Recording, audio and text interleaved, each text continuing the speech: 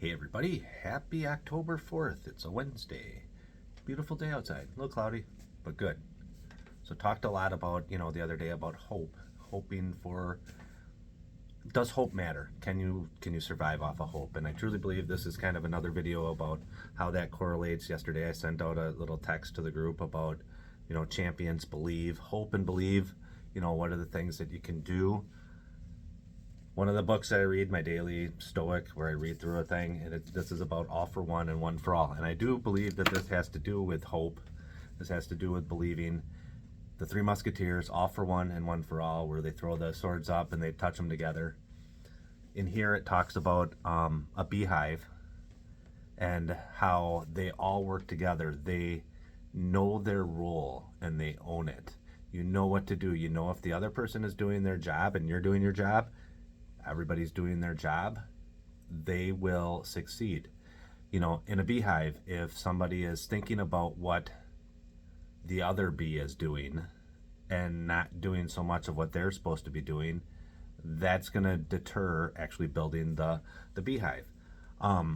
Also, according to this with a beehive, and I thought it was pretty ironic as it talks about different things, but just because something is good for you doesn't mean it's good for everybody, and just because something is good for somebody else doesn't mean it's good for everybody. Good for you, I mean. So with that being said, you got to think about that. You got to weigh the pluses and minuses to it.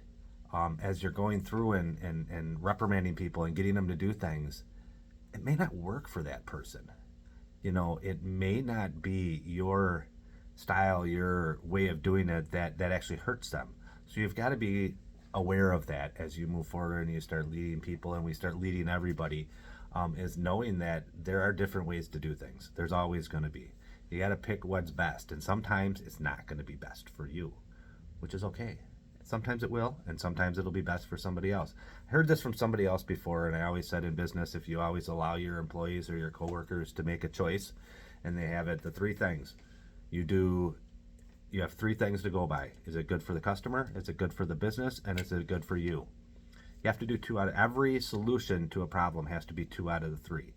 So it could always be good for you, but not good for the customer, not good for the business.